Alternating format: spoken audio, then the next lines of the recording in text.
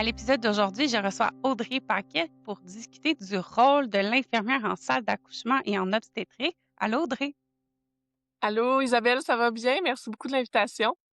Ça me fait plaisir. Fait que on va parler ensemble, là, c'est ça, de tout ce qui tourne autour du rôle de l'infirmière, parce que la salle d'accouchement, c'est un lieu quand même méconnu, mythique, l'obstétrique aussi. Fait qu'on va voir un peu c'est quoi que les infirmières font au quotidien là, quand ils sont sur leur corps de travail. Je vais te laisser te présenter là, pour commencer. Peut-être que les gens te reconnaissent parce que tu as fait l'émission L'amour est dans le pré, mais au-delà de ça, tu es une infirmière. Oui. Ben effectivement, tu l'as bien amené dans la situation. Mais oui, j'ai fait L'amour est dans le pré, saison 6, donc il y a déjà plusieurs années. Mais sinon, côté professionnel, moi, c'est ça, je suis une infirmière clinicienne. En fait, j'ai travaillé au CHUL pendant 10 ans, à partir de 2012, en obstétrique. Fait que j'ai touché à peu près à tout ce qui touche l'obstétrique de près ou de loin. Donc, à peu près tous les départements, le postpartum, la pouponnière, tout ce qui touche vraiment la périnatalité, les salles d'accouchement, grossesse à risque, césarienne, accueil obstétrical, suivi de grossesse. J'ai vraiment fait le tour un peu là, dans ces 10 années-là. Puis, j'ai fait par la suite 1 an de bloc opératoire pour ensuite là, me rediriger vers chez Desjardins en assurance. Donc là, c'est ça, je suis chez Desjardins depuis déjà 3 ans. Donc, j'ai quitté là, l'obstétrique après ces 10 belles années-là. Là, je reprends, en fait, parce que je viens d'avoir un petit bébé. Fait que j'étais en congé de maternité, là, dans la dernière année. Mais là, c'est reparti pour moi chez Desjardins. Fait que ça fait un peu le tour de mon parcours professionnel. Félicitations pour ton bébé. Beaucoup de bonheur en famille pour vous 3. Donc, on va parler, là, c'est ça en premier, on va y aller étape par étape. On va essayer d'expliquer là, aux futurs parents c'est quoi qui arrive là, à partir du moment où qu'on commence à avoir un travail pour un accouchement qui va être plus ou moins imminent, puis voir au travers de tout ça comment les infirmières accompagnent les futurs parents. Donc, par exemple, moi, je suis enceinte, là, je suis à la maison, on va dire, je suis à 37 semaines de grossesse, puis j'ai des contractions qui sont de plus en plus fréquentes, puis j'appelle à l'accueil obstétrical de mon hôpital accoucheur. Qu'est-ce qui se passe? C'est qui me répond? Qu'est-ce qu'on évalue? En fait, j'aurais envie de résumer le rôle de l'infirmière en obstétrique en quelques mots. Je pense que le rôle, en fait, d'une infirmière en obstétrique, c'est vraiment d'accompagner, rassurer, soutenir la famille. Tu sais, on parle beaucoup de la femme qui accouche, mais il y a aussi tout son entourage aussi, le conjoint, la conjointe, l'accompagnant, là, tout ça. Fait que, tu sais, c'est vraiment d'aller soutenir ces gens-là. Donc, on essaie d'avoir le plus possible d'avoir une approche qui est humaine. On c'est ça, fait qu'on on moi, je dis souvent, on fait comme un travail d'équipe. On travaille en équipe avec, et le personnel soignant et la famille, la femme qui accouche, les gens qui vont accompagner aussi là dans les circonstances. Donc, c'est un peu là, je dirais globalement le rôle de l'infirmière en obstétrique. Plus particulièrement un peu dans la situation que tu amènes là actuellement. On a une femme qui est enceinte, elle commence à avoir des contractions, elle est à la maison. On le sait, ça peut générer du stress, de l'angoisse. Tu sais, moi, personnellement, qui a travaillé dans ce domaine-là pendant 10 ans, je me suis retrouvée dans cette situation-là en mars l'année dernière là, de même si j'ai beaucoup, beaucoup de connaissances dans le domaine, j'ai quand même, eu cette montée d'adrénaline-là, puis ce stress-là. Donc c'est sûr que je pense que chaque femme va vivre à un moment ou à un autre ce genre d'émotion-là. Fait que d'abord, quand on appelle à l'accueil obstétrical, ce qu'on a besoin d'avoir, c'est vraiment quelqu'un qui va être là pour nous écouter, nous rassurer aussi, puis tu sais, nous guider dans ce qui s'en vient dans les prochaines étapes. Donc le rôle, en fait, de l'infirmière, là, à ce niveau-là, c'est vraiment de comme un peu un triage, là, ce qu'on ferait à l'urgence. Donc, on va vraiment aller faire une collecte de données, tu sais, un peu s'informer sur on est rendu où au terme de la grossesse? Est-ce qu'il y a des particularités durant la grossesse, des complications? Est-ce que le bébé est en retard de croissance, par exemple? Ou, tu sais, on va aller vraiment s'informer sur le portrait de la grossesse. Par la suite, c'est ça, on fait vraiment une évaluation téléphonique, un peu comme ce qu'on ferait à l'arrivée à l'urgence, pour voir un peu, bon, heu, on se fait un portrait global là, sur qu'est-ce qu'on entrevoit pour la suite. Donc, si vraiment, selon notre évaluation, on juge que bon, on est potentiellement en travail actif. Donc, je donne un exemple, on a une perte de liquide ou on contracte régulier, c'est douloureux, puis peu importe ce qu'on fait, même si on prend un bain, même si on se repose, ça ne calme pas les contractions. À ce moment-là, ben, l'infirmière va inviter la patiente à se présenter là, à son accueil obstétrical. Euh, Moi, c'est sûr que je parle en connaissance des procédures du CHUL, fait que, tu sais, je veux pas nécessairement généraliser. Je pense que c'est pas nécessairement, heu, tous les centres qui fonctionnent nécessairement de la même façon. Fait que c'est pour ça que je vais parler selon mon expérience personnelle à moi aussi, là. Fait que je veux juste faire un petit bémol des fois si, il y a des gens qui disent: «Mon Dieu, moi ça s'est pas passé comme ça se pourrait, mais selon ce que nous on fait là, on faisait à l'époque là, c'est comme ça que ça se passait». Donc on fait vraiment une bonne évaluation, on va s'assurer que notre patiente, elle se tu sais, elle se calme, elle se détend parce que c'est sûr qu'après ça, ben, la suite des choses peut être rocambolesque aussi des fois. Fait que c'est ça, on invite nos patientes à venir nous voir, puis à ce moment-là, ben, on procède à l'évaluation, là, en personne pour voir si la patiente est en travail actif. Parce qu'on sait que il se peut qu'on contracte fort, que ça soit extrêmement douloureux, qu'on a l'impression que tous les critères de travail actif sont là, mais qu'on arrive à notre centre hospitalier puis que finalement le col n'a pas bougé, on n'est pas dilaté ou on a, tu sais, la dilatation est pas suffisante pour dire qu'on est en travail actif. Donc, c'est ça, c'est pour ça que l'évaluation à l'accueil obstétrical est quand même importante là, pour justement savoir un petit peu on est en quel stade du travail. On entend souvent là, parler de calculer, là, il y a des applications qui existent maintenant, là, calculer l'intervalle entre les contractions. Est-ce que ça, c'est un critère que vous considérez quand on appelle à l'accueil ou non? Pas nécessairement, je dirais c'est un très bon outil, mais à prendre avec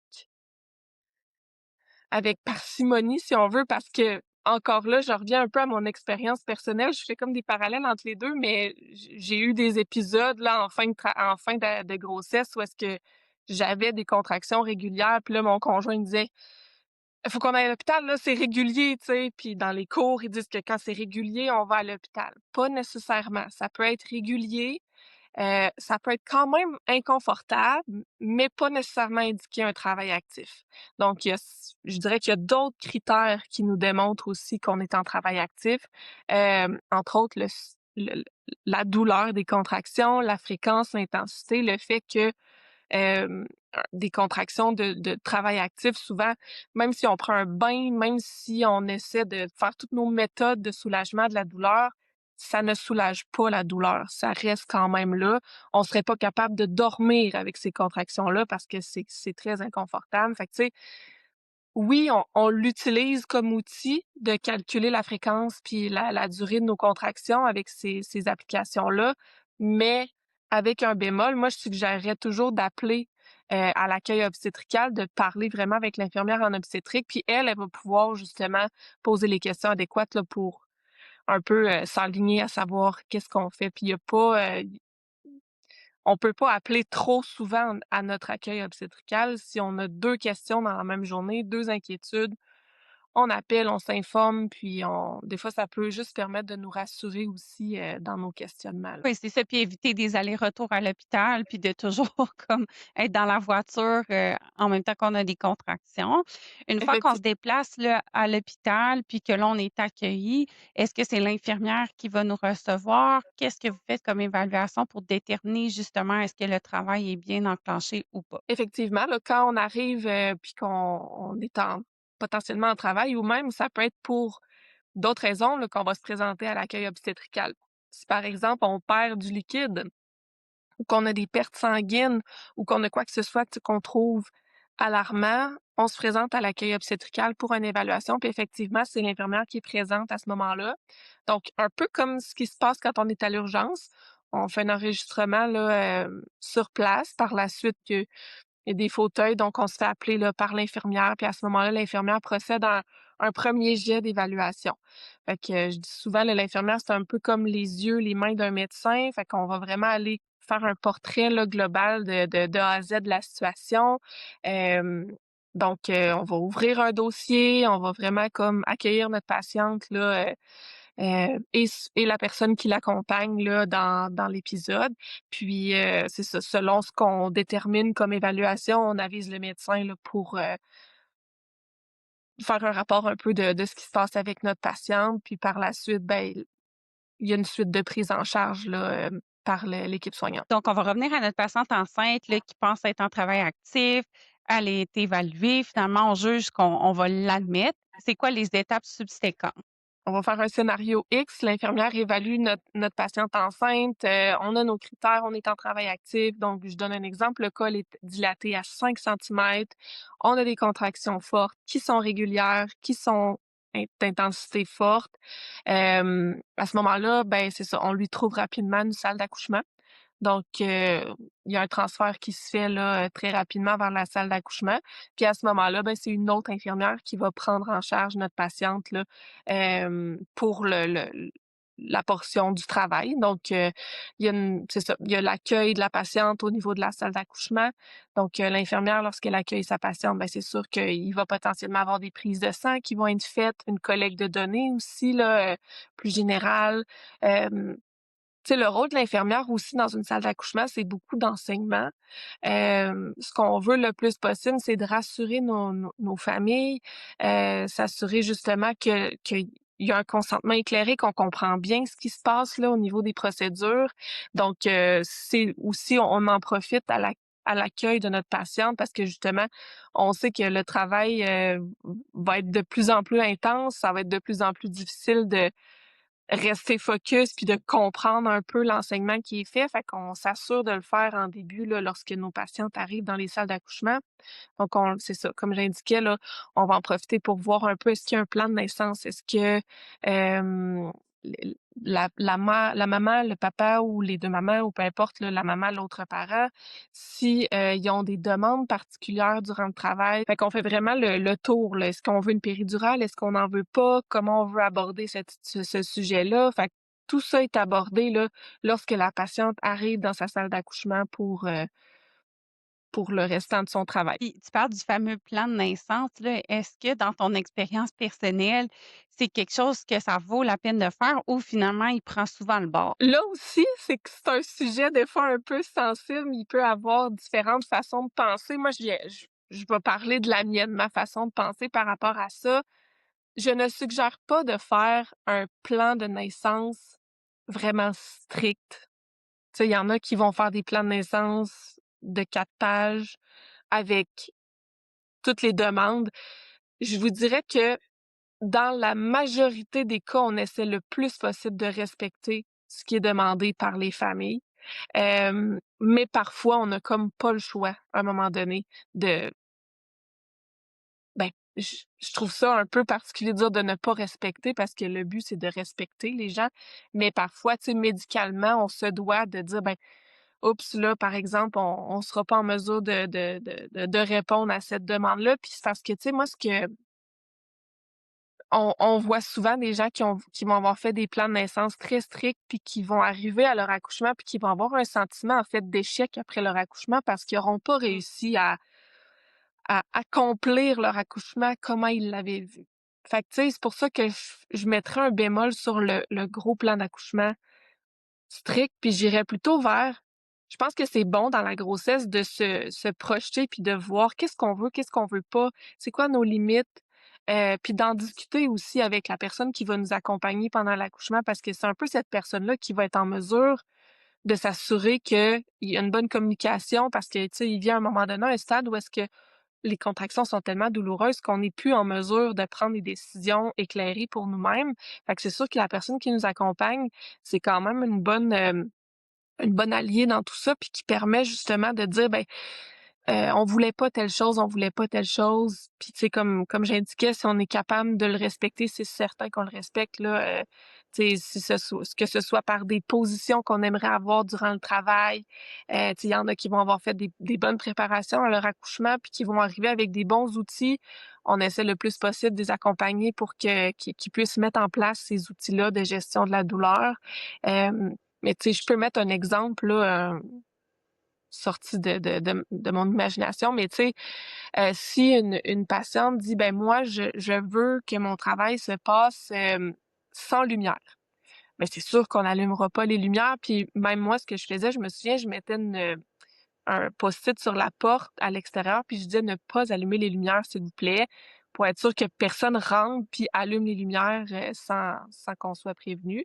Mais c'est sûr que si à un moment donné, il y a une complication, il y a quelque chose, on a besoin d'avoir de l'éclairage pour peu importe quelle procédure, ben là, on a comme pas le choix à un moment donné d'ouvrir la lumière. Fait que c'est plutôt là où je mets le bémol, c'est de dire, c'est bon de s'imaginer comment on veut avoir notre accouchement, comment on qu'est-ce qu'on veut pas, puis sont où nos limites, mais de là à mettre en tu sais, en point: «Je veux ça, je veux ça, je veux ça, je veux pas ça», des fois ça c'est ça, c'est que ça amène à un sentiment d'échec à la fin de notre travail, puis tu sais, je pense que s'il y a bien, une réussite que les femmes sont capables de faire, c'est d'accoucher là, l'accouchement, je trouve que c'est tellement un bel accomplissement de la femme. On veut pas que ça devienne un sentiment d'échec dans les circonstances. Fait que tu sais, c'est ça Des l'idée pour attentes, dire c'est ça, des attentes réalistes, puis peut-être aussi de s'éduquer puis de s'informer sur les oui, alternatives qui vont peut-être arriver en cours de route. oui. Est-ce que toi, de ton expérience, tu penses que les femmes sont assez préparées justement à ces différents scénarios possibles si finalement le plan qui se sont fait n'est pas respecté pour des raisons hors de leur contrôle?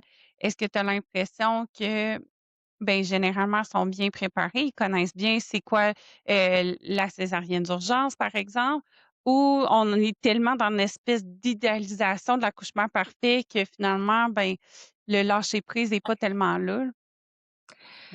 J'aurais tendance à dire que la deuxième portion de ta phrase est exacte. Je pense que de plus en plus, les femmes sont bien informées sur ce qui se passe durant un accouchement. Par contre, effectivement, j'ai l'impression que, c'est très idéalisé, puis on veut le moins possible médicaliser notre accouchement, puis c'est tout à fait légitime, tu sais. Toutefois, c'est ça, il arrive certaines circonstances, puis en étant au CHUL, on est un centre tertiaire, dans le domaine, donc c'est sûr qu'on voit beaucoup, beaucoup de complications, beaucoup de tu sais, je dis complications, mais des fois, ça peut être juste un petit quelque chose qui fait que notre accouchement est pas parfait, là, tu sais? Fait que c'est pour ça que oui, j'aurais tendance à dire que oui, effectivement, là, on a peut-être une tendance à idéaliser beaucoup notre accouchement, puis à c'est ça, à faire en sorte qu'on est déçu quand il arrive une complication ou quand ça tourne pas comme on voudrait. Tu sais, je pense que les cours de préparation aux accouchements, heu, ou à la grossesse, tu sais, c'est souvent ils vont englober un peu tout. Je pense que oui, c'est relativement complet, mais c'est sûr qu'on va simplement parler de ce qui va bien puis ce qui pourrait bien aller. C'est rare qu'on va aborder quelles sont les complications possibles, si ça tourne moins bien, comment on intervient. Ça, c'est sûr que c'est des bouts qui sont peut-être un peu, pas oubliés, mais c'est sûr que tu sais, quand on est enceinte, je pense qu'on n'est pas intéressé non plus à savoir qu'est-ce qui pourrait passer, qu'est-ce qui pourrait pas bien se passer. Fait qu'on met l'accent un peu plus sur ce qui pourrait bien se passer. Puis je trouve aussi qu'il y a peut-être un petit peu de désinformation au sein des groupes, tu sais, les groupes Facebook de mamans, les groupes de conversation où est-ce que c'est des gens vont parler de leur vécu personnel. Tu sais, souvent, ces groupes-là sont pas administrés par des professionnels qui vont être en mesure justement de dire, ben attention, on nuance un peu le discours, tu sais, oui, il se passe ça, mais il peut aussi se passer ça. Fait que, tu sais, je pense que les femmes sont de mieux en mieux préparées, mais sont aussi désinformées, je dirais, par C'est ce ça, qui les se sources véhicule. d'information sont tellement multiples, puis comme tu dis, c'est pas toutes des bonnes sources d'information, Ouais, qui sont validées là, par des professionnels. Donc, faut faire attention. Puis je pense que les médias sociaux aussi, ce qu'on voit puis ce qui est, raconté, ben, ça va être toujours des scénarios, tu sais, de rêve ou des scénarios d'horreur. Tu sais, la majorité qui est entre les 2, probablement qu'on n'a pas accès à ces informations-là.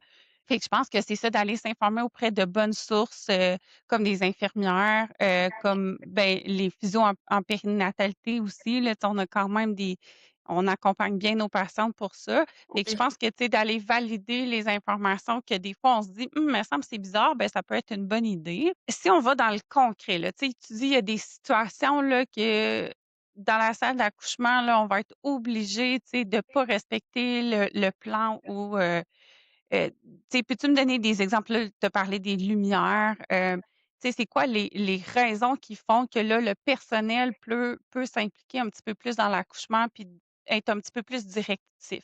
Je pourrais, oui, donner exemple, tu sais, souvent dans nos plans de naissance, on va beaucoup indiquer dans quelle position on veut pousser, dans quelle position on veut accoucher. Dans la mesure du possible, on essaie toujours, tu sais, de discuter avec le médecin aussi, savoir est-ce que c'est possible qu'on accouche dans telle ou telle position. Mais des fois, on a la position du bébé qui est pas favorable à ce qu'on puisse accoucher dans une certaine position, qui nous oblige peut-être des fois à avoir la position traditionnelle dans les étriers. Donc ça peut faire partie des fois de bon, si la patiente a dit: «Moi, je veux pousser, par exemple, à 4 pattes», hem, c'est sûr que si les circonstances sont là, on le fait, tu sais, on l'accompagne, puis on va aller pousser dans cette position-là. Mais si, par exemple, la tête du bébé est pas tournée dans le bon sens ou qu'on a une petite épaule qui est pas bien placée ou c'est peu importe là, qu'est-ce qui pourrait, faire en sorte que, ben, tu sais, finalement, c'est pas approprié. C'est sûr que on va essayer le plus possible de l'expliquer à la patiente, tu sais, pour qu'elle comprenne que c'est pas parce qu'on est borné qu'on veut avoir à tout prix cette position-là, c'est que voici les raisons pour lesquelles médicalement, on a besoin d'avoir une position qui est plus traditionnelle, qui permet aussi un peu mieux que l'équipe traitante puisse assister la patiente à l'accouchement. Hem, donc C'est je ça, fait que donnerais des fois, il va y avoir des interventions médicales ou manuelles qui vont être faites.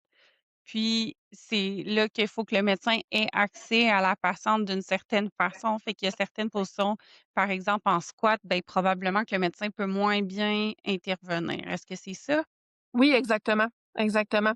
Fait que c'est sûr que, hem je pense que si on informe comme il faut notre patiente puis elle est tu sais, elle est consciente de quel risque ça entraîne, ben, après ça, c'est plus facile de se faire une tête puis de dire: «Ben, effectivement, c'était pas nécessairement dans mon souhait, mais heu, pour telle raison, mais je n'ai pas le choix d'accoucher ou de pousser dans telle autre position». Fait que tu sais, j ça pourrait être entre autres un élément d'un plan de naissance qui pourrait ne pas être respecté. Mais en aucun cas, c'est un désir de l'équipe médicale de dire on ne veut pas respecter le plan de naissance de la patiente.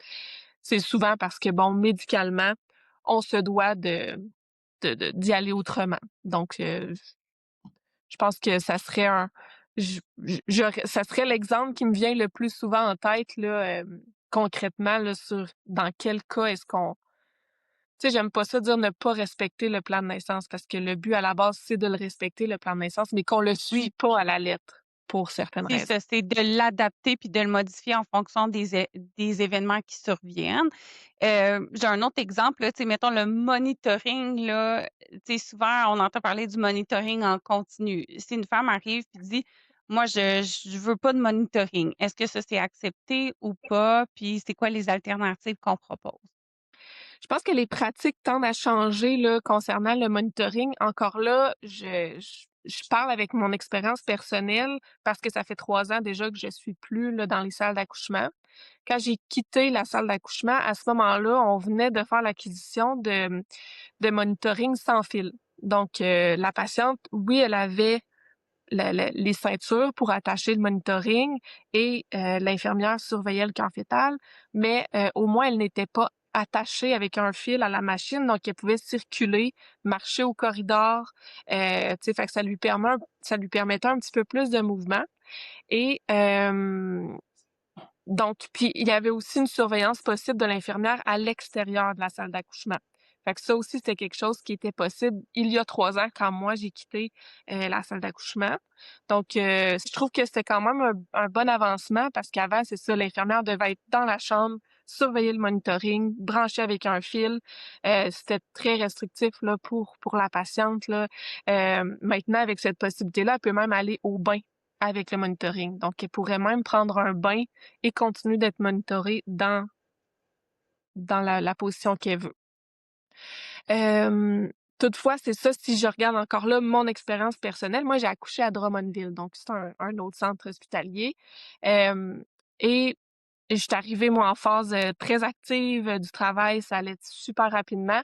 Donc l'infirmière venait de temps à autre écouter le cœur fœtal. J'avais pas de monitoring, sauf, évidemment quand j'ai eu l'épidurale, là, à ce moment-là, c'est sûr qu'on n'a pas vraiment le choix de monitorer en continu le bébé.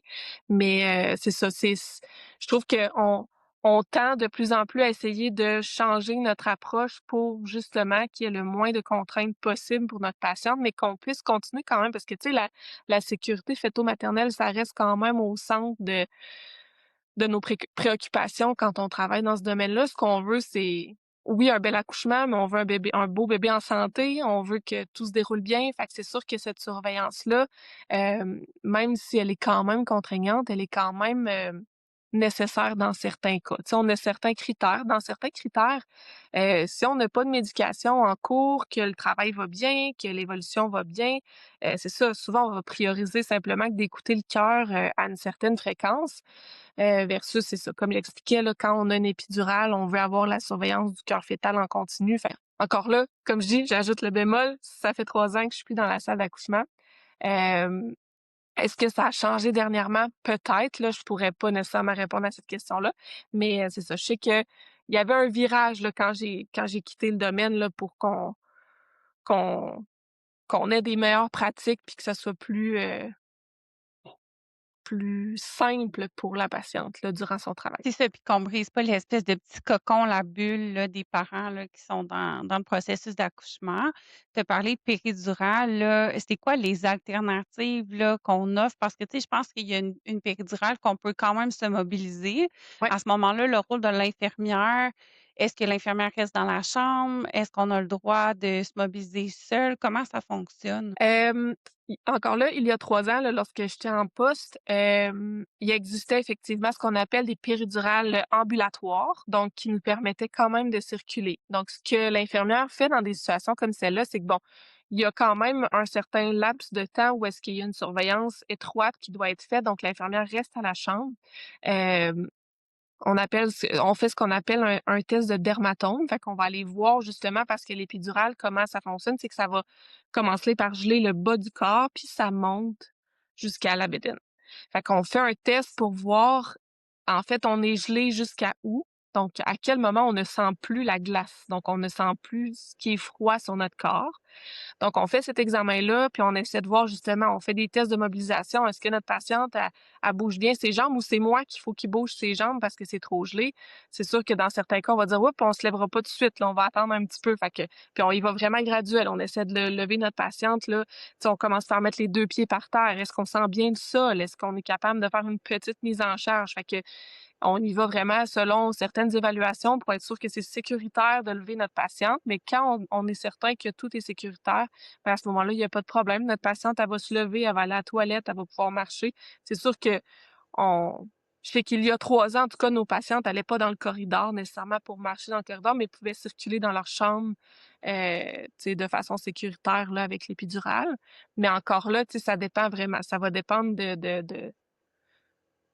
de comment on a gelé, là, parce qu'encore là, je reviens à mon expérience, là. Moi, quand j'ai eu l'épidurale, j'ai eu l'épidurale en fin de travail. Fait que j'étais déjà pratiquement complète. Heu, j'ai tellement gelé que je sentais plus mes jambes, là, tu sais, j'avais de la misère à c'était mon conjoint qui tenait mes jambes. Fait que j'étais comme trop gelée pour être capable de me mobiliser. Mais oui, assurément que c'est aussi des pratiques qui changent pour le mieux, en fait. Puis là, on va arriver à la phase où qu'on est prêt à pousser puis à faire, l'expulsion du bébé. Fait que, comment que ça fonctionne? Est-ce que le médecin est présent tout le temps? C'est l'infirmière qui va être, la principale responsable? C'est quoi l'évaluation que vous faites? Est-ce que c'est vous qui regardez là, à quel point là, ben là, tu parles d'être complète, puis là, fait que c'est 10 centimètres, le critère, mais c'est qui fait dans quelles étapes, puis dans quel ordre là, qui fait l'évaluation quand on est prête à pousser? Tout dépendamment en fait de comment se déroule l'accouchement, parce que des fois, ça va très, très rapidement, puis le médecin, finalement, reste dans la chambre parce que ça va trop rapidement. Et si on revient à l'histoire de notre patiente, là, qui était en travail actif, mais que son col était à 5 centimètres, on s'attend à ce que la progression soit graduelle avant qu'elle se rende à 10 centimètres. Là, comme tu indiquais, on dit dilatation complète à ce moment-là. Généralement, c'est l'infirmière là, qui va... En fait, souvent, comment ça se passe, c'est qu'on commence à sentir une pression au niveau du rectum. Parce que souvent, le derrière de la tête, lorsqu'il commence à être assez bas, va aller appuyer vers le rectum. Et c'est là souvent que même si on a une épidurale, on va sentir quand même une pression. Là. On le sent que ça descend bas. Fait que souvent, nos patients vont nous dire: «Oups, je sens que ça pousse un peu dans mes fesses». Fait que là, à ce moment-là, on fait un examen du col.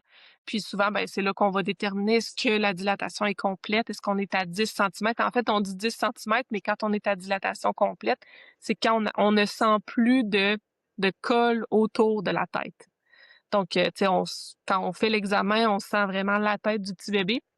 À ce moment-là, on détermine est-ce qu'on fait ce qu'on appelle, dans le jargon médical du late pushing. Donc, on peut être dilaté complètement, mais juste attendre que la tête descende doucement par elle-même et quand on est rendu peut-être un petit peu plus avancé au niveau du vagin, ben là, on serait prêt à pousser.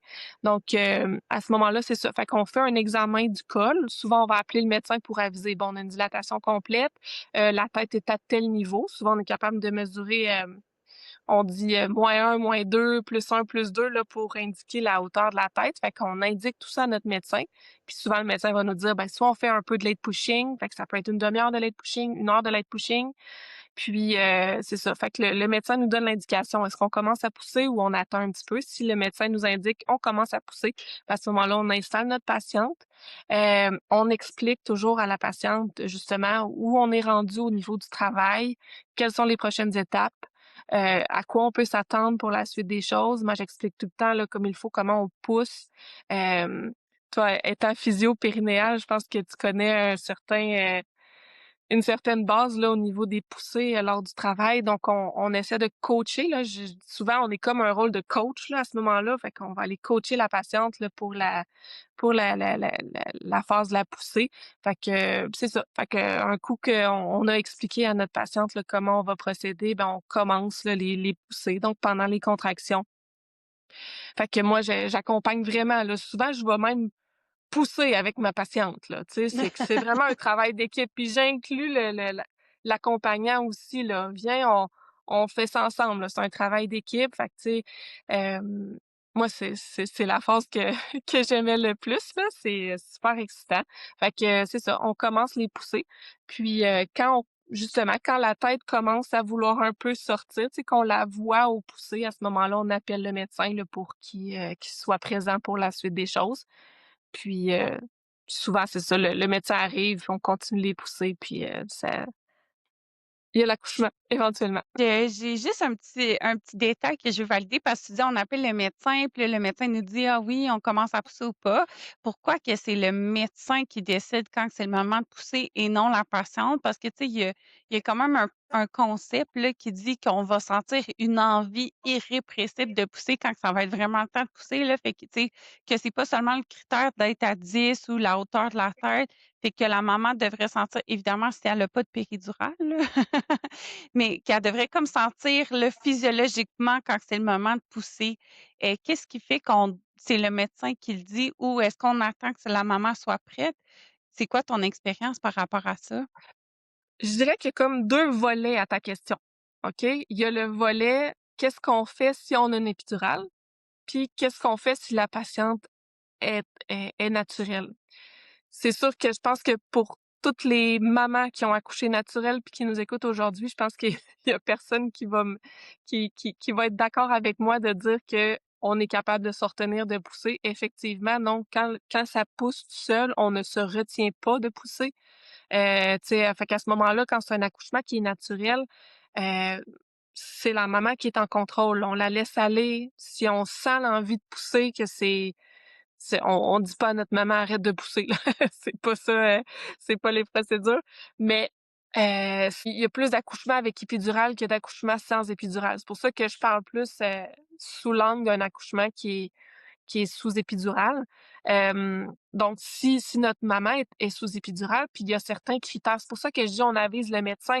Si, c'est parce que là, je veux pas entrer trop dans les détails, tu sais, langage médical qui serait difficile à comprendre, mais c'est ça, on arrive à voir lorsqu'on fait l'examen du col, selon les épines, on est capable de voir la tête, elle est à quel niveau. Fait que si, par exemple, la tête est en -1, on utilise ce jargon-là, c'est que la tête est au-dessus des épines, donc elle est encore loin un peu. Cliniquement, c'est plus avantageux de dire, ben, à ce moment-là, on va attendre un petit peu que la tête descende par elle-même pour pas épuiser notre maman à pousser pendant 2 heures. Fait que c'est pour ça que je dis, c'est vraiment le médecin qui va nous le dire. Selon notre évaluation, il va dire: «Ben oui, j'aimerais mieux qu'on attende» ou «Non, on peut commencer à pousser tout de suite». Si je dis: «Ben, la tête est en +3, elle est très basse, c'est un troisième bébé», on va pousser puis ça sera pas très long avant que ça sorte. Par contre, si c'est un premier bébé, que notre tête est haute encore, ben à ce moment-là, il y a moins de gain à dire: «On va commencer à pousser tout de suite». Ça va nous faire éterniser la période des poussées, puis on sait que c'est très, très, épuisant pour une maman, mais épuisant aussi pour un bébé là, de pousser pendant un certain temps. Fait que c'est sûr que si on juge qu'il y a plus d'avantages à retarder un peu la période des poussées, c'est ce qui m'est arrivé dans mon cas. J'étais dilatée complète, c'était un premier bébé, mais la tête était encore haute au moment de la dilatation complète.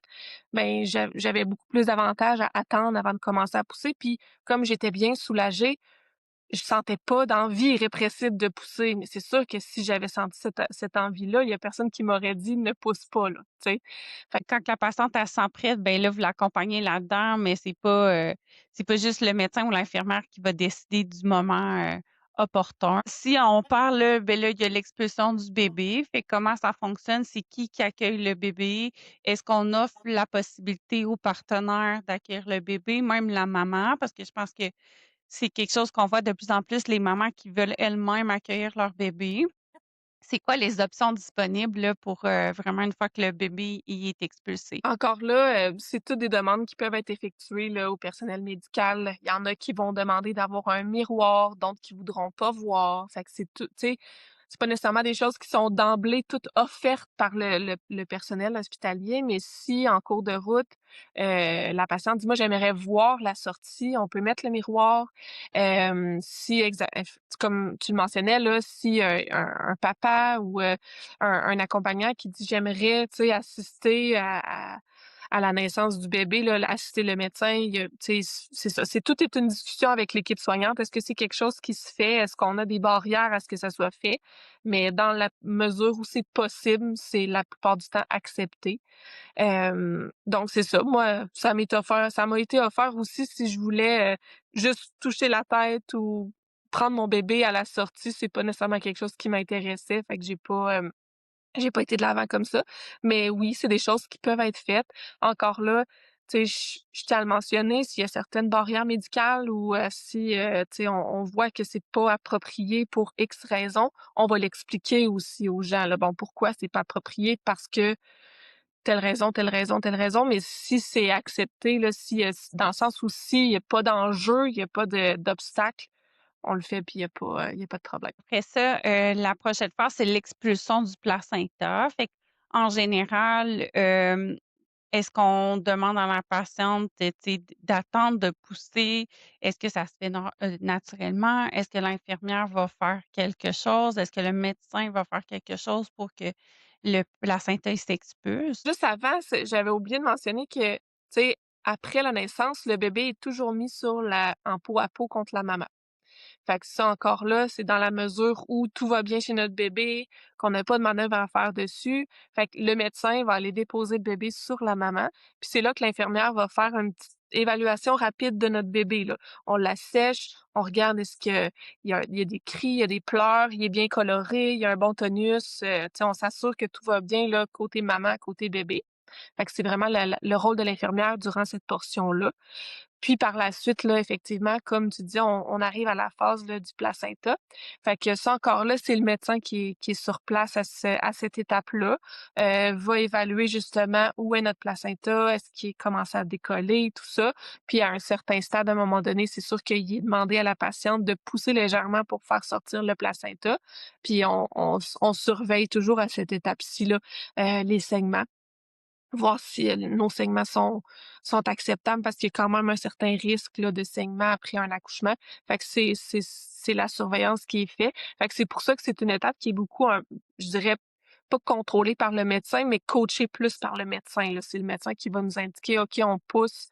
Fait qu'il peut avoir des massages qui sont faits au niveau de l'utérus aussi pour aider la sortie du placenta. Puis par la suite, ben, il va aller regarder est-ce que toute notre placenta est intacte, est-ce qu'il peut rester des morceaux qui sont encore à l'intérieur. Fait qu'il il va regarder le placenta à ce moment-là pour s'assurer que que tout est là. Puis le clampage du cordon, puis tu sais, quand on coupe le cordon, ça se fait à quel moment? Est-ce qu'on offre toujours aux parents de le faire ou dans certaines situations, ça se peut que ce soit l'équipe traitante qui le fasse? Pour ce qui est du clampage du cordon, c'est fait par l'équipe. Donc, le fait de mettre les clampes sur le cordon, ça, c'est l'équipe traitante qui va le faire. Pour ce qui est de couper le cordon, c'est la plupart du temps, c'est offert pour, tu sais, à faire par le conjoint ou ben, je dis le conjoint, mais l'autre parent qui est présent dans la salle. Fait qu'il y a toujours, la possibilité qui est offerte de couper le cordon. Retard de clampage aussi, c'est quelque chose qui est fait en milieu hospitalier. Encore là, j'ajoute un petit bémol, c'est si la condition nous le permet, hein, tu sais, si notre petit bébé est en détresse, qu'il a de la misère à prendre ses premiers respires, tout ça, qu'on sait qu'on va avoir des manœuvres à faire avec le bébé, on peut pas attendre nécessairement pour retarder le clampage du cordon. Mais si notre bébé va super bien puis tout est à propos, oui, là, ça peut être fait à la demande. Mais c'est sûr qu'après un certain temps, on demande de clamper le cordon puis couper par la suite. Ensuite, là, c'est à quel moment que la maman va être transférée dans une chambre, plus standard qui est pas une salle d'accouchement, fait que vraiment comme sur l'unité de maternité? Puis c'est quoi les critères, là, d'évaluation de l'infirmière pour dire: «Ben, on est prête à transférer d'endroit»? À ce niveau-là, mon conseil que j'aurais à donner, ça serait de toujours s'informer sur notre centre accoucheur. Souvent, les centres accoucheurs vont offrir des visites de l'unité. Fait que ça, c'est quelque chose qui peut être fait parce que c'est pas tous les centres qui fonctionnent de la même façon. Par exemple, au CHUL, on accouche dans une salle d'accouchement. On fait notre 2 heures de postpartum immédiat, puis par la suite, on est transféré vers une chambre qu'on dit le postpartum, là, qui est comme l'étape après l'accouchement. Puis c'est là qu'on va faire notre séjour, donc dans cette chambre-là. Puis si je compare, par exemple, à moi quand j'ai accouché ici à Drummondville, eux fonctionnent différemment. La salle d'accouchement, c'est la salle de séjour. Fait que, tu sais, on reste dans cette salle-là à notre arrivée jusqu'à la sortie de l'hôpital là, dans la chambre. Fait que, tu sais, ça dépend vraiment d'un centre à l'autre au niveau du fonctionnement. Fait que c'est pour ça que des fois, de faire une petite visite de notre centre accoucheur, durant la grossesse, ça peut être, quelque chose qui est pratique là, puis qui nous permet aussi des fois de réduire un peu le stress. Quand on sait un peu plus là, ça va être quoi le fonctionnement, puis à quoi s'attendre. Des fois, ça donne une petite rassurance aussi là sur les étapes qui s'en viennent. Mais c'est ça, chez Cochul, il y avait un transfert là après 2 heures de postpartum dans une autre chambre. Le séjour moyen pour une femme qui a eu un accouchement vaginal, tu sais, qui a pas eu de complications particulières, c'est combien de temps? Versus une césarienne, c'est combien de temps? Encore là, ça dépend d'un centre à l'autre, ça dépend des procédures, puis ça dépend aussi de comment s'est déroulé l'accouchement. Ça dépend si c'est un premier, un quatrième bébé. Fait que je vous dirais qu'en moyenne, un séjour d'un accouchement vaginal qui s'est bien passé, c'est 36 heures. Dans certains cas, on a vu un petit peu plus tôt quand c'est, par exemple, je donne un exemple, un troisième bébé, puis que tout a bien été, puis qu'il y a pas de complications. Je pense qu'il y a certains congés qui peuvent être signés un petit peu avant, mais je sais qu'en moyenne, un congé là, c'est 36 heures pour un accouchement vaginal qui s'est bien passé. Puis ça prend un congé et pour la mère et pour le bébé. Fait que, tu sais, on évalue vraiment les 2. Si tout le monde va bien, là, on autorise un congé médical. Pour ce qui est d'un accouchement par césarienne, normalement, c'est 3 jours. Donc, pour une césarienne qui a bien été, standard, là, c'est 3 jours. Est-ce que ça peut être un petit peu moins, un petit peu plus? Ça, c'est à la discrétion aussi du personnel puis des évaluations qui sont faites là, selon l'état de santé. Puis les infirmières, une fois là qu'on est dans notre chambre, là, qu'on va rester pour le séjour, postnatal là, est-ce que vous avez d'autres rôles? Tu sais, est-ce que c'est vous qui venez surveiller là, les segments par la suite? Comment ça fonctionne? Parce que, tu sais, les médecins, ils font une tournée là, si on veut, mais ils sont pas là, tu sais, 24 heures sur 24 au chevet de la patiente. Donc c'est quoi le rôle de l'infirmière là, une fois que l'accouchement est complété? Puis est-ce que vous collaborez, tu sais, pour l'allaitement, ces choses-là? Fait que dis-moi un peu, c'est quoi, là, les différentes fonctions? Mais dans le fond, tu sais, pour ce qui est du po on appelle le stade postpartum immédiat, fait que ça, c'est les 2 heures, là, suivant l'accouchement. Le rôle de l'infirmière, c'est vraiment de surveiller ce qu'on appelle les lochies, donc les pertes sanguines. Donc, elle va surveiller les pertes sanguines, masser l'utérus régulièrement, s'assurer que l'utérus reprend bien sa place, reprend bien sa forme, justement évaluer les saignements, soulagement des douleurs aussi. Des fois, on enlève l'épidurale, on commence à ressentir un peu des inconforts, des douleurs, fait que soulagement de la douleur. Surveillance aussi de la récupération du bébé dans cette phase-là. Fait que le rôle de l'infirmière, c'est encore l'infirmière de la salle d'accouchement là, qui s'occupe de faire ce 2 heures-là après l'accouchement. Donc un coup que tout le monde est stable, tout le monde va bien, là, il y a un transfert vers l'unité de postpartum. C'est une autre infirmière à ce moment-là qui prend le relais. Puis cette infirmière-là, son rôle, je dirais, c'est vraiment préparation au retour à la maison. Donc, enseignement, il y a beaucoup d'enseignement qui est fait dans cette période-là. Hem, on va accompagner pour l'allaitement. Si la patiente avait allaité, souvent il y a une première mise au sein qui est faite dans le 2 heures de postpartum, mais souvent, tu sais, c'est là qu'on va essayer d'installer un petit peu mieux l'allaitement durant la phase du postpartum. Donc, c'est puis accompagnement, si c'est des biberons, ça va être enseignement aussi sur comment on fonctionne avec les biberons. Fait que c'est vraiment comme, un rôle plutôt de préparation, hein, parce que, tu sais, là, c'est comme la phase où est-ce que là, on se retrouve, tu sais, si c'est un premier bébé, là, on se retrouve, d'un jour à l'autre, là, on est parents, puis là, on va retourner à la maison avec notre nouveau-né. Ça peut être très anxiogène. Est-ce que je vais être capable? Est-ce que, tu sais, j'ai-tu les outils? J'ai-tu les enseignements? Donc, on va enseigner sur le premier bain aussi, comment on donne un bain à notre nourrisson, comment on nettoie les soins du cordon ombilical, comment on est capable de détecter des signes d'infection de notre cordon ombilical. Fait que c'est toutes des choses là, qui sont enseignées là, sur l'unité de postpartum. Donc, l'infirmière va vraiment aller s'assurer, est-ce que notre bébé, elle se nourrit bien? Est-ce que notre maman est confortable? Est-ce que, il y a des douleurs? Est-ce que c'est ça, les pertes sanguines? L'utérus est évalué aussi régulièrement. Fait que, tu sais, on s'assure vraiment que la santé reprenne. Est-ce qu'on a fait un premier pipi? Parce que, tu sais, quand on vient d'accoucher, des fois, faire un premier pipi, c'est un enjeu. Fait que, on va aller s'assurer que ça se passe bien au niveau des urines chez la maman. Fait que c'est vraiment, global comme rôle, mais l'infirmière qui est, sur l'unité de postpartum va vraiment s'occuper, oui, de la mère, oui, du bébé, mais aussi de l'autre parent. Donc, est-ce qu'il y a des interrogations? Est-ce qu'on montre des fois à l'accompagnant comment changer une couche? Tu sais, parce que quand c'est un premier bébé, là, on dirait que même si on a eu des cours prénataux, ouf, ça déstabilise, là. Puis, fait que c'est ça. C'est vraiment le rôle de l'infirmière, là, c'est d'aller, répondre aux interrogations, répondre aux angoisses, puis, faire de l'enseignement vraiment pour s'assurer que notre famille est prête à retourner, là, à la maison avec un petit bagage. On planifie des fois les premiers rendez-vous médicaux de suivi. On informe sur certains tests, examens, là, qui sont faits durant le séjour à l'hôpital aussi. Fait que, c'est un rôle qui est très important, oui. Et je pense que ça fait un bon tour d'horizon, là, de tout le processus, là, d'une femme qui s'en va accoucher, en milieu hospitalier. Est-ce que, pour conclure, tu aurais quelque chose à ajouter ou un conseil, là, pour, les futurs parents qui vont, bientôt vivre cette expérience-là pour la première fois comme toi tu as vécu, là, dans la dernière année? Moi, j'aurais tendance mon conseil de nouvelle maman slash infirmière, là, je vais comme les mettre ensemble, là, ça serait, laissez-vous aller. Tu sais, parce qu'on a tellement d'appréhension, tellement de craintes, de peurs, de scénarios, puis en bout de ligne, tu sais, c'est un peu notre corps qui décide, puis c'est le bébé qui décide. J'aurais tendance à dire: «Laissons-nous aller», tu sais, puis faisons confiance aux gens qui nous accompagnent dans cet épisode-là. Notre rôle est vraiment justement de prendre en charge puis de s'assurer que tout est respecté pour notre famille puis que tout est humain. Mon conseil, là, de se laisser aller puis de se laisser porter un peu par ce qui se passe, malgré que parfois ça peut mal tourner. Heu, il peut arriver, là, des césariennes d'urgence ou, tu sais, quelque chose qui, heu, qui est pas dans notre contrôle, mais reste que de faire confiance au personnel qui nous accompagne dans cet épisode-là, ça moi, en fait, c'est ce que j'ai fait.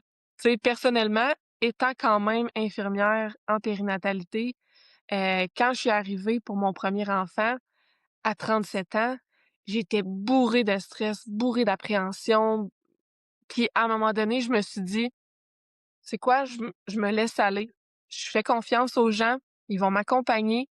Mon conjoint est au courant de ce que je veux, de ce que je veux pas. Moi, je vais juste m'occuper de faire naître mon enfant. C'est la seule préoccupation que je vais avoir. Puis, le restant, là, c'est des choses que je contrôle pas. Je vais laisser aller». Tu sais, si on a confiance en notre centre accoucheur, au personnel qui sont en place, qui sont bien formés pour ça, je pense que même quand ça va moins bien, on est capable d'en ressortir avec quand même une expérience qui est positive, malgré que je suis consciente que c'est pas toutes les expériences qui sont positives, là, puis, tu sais, mais encore là, notre rôle, c'est aussi d'accompagner les expériences moins positives. Ça serait ça mon conseil, de se laisser aller, je pense. Ouais, c'est un bon conseil quand même, hein, parce que, tu sais, il y a certaines, étapes qui vont se dérouler mieux si on est justement plus détendu, plus dans le lâcher prise, qu'on est capable de bien se détendre, entre autres pour, tu sais, le travail du col, ça peut aider, là. Fait que je pense que c'est ça, d'être bien entouré, mais d'avoir une certaine ouverture d'esprit aussi sur c'est pas un plan rigide, puis ça se peut qu'il y ait des choses qui soient hors de notre contrôle. Puis comme tu dis, de faire confiance aux gens qui sont là. Puis qui sont formés pour ça. Fait que je te remercie beaucoup Audrey pour la belle discussion. On se reparle prochainement. Ben, merci à toi de l'invitation, c'était super agréable.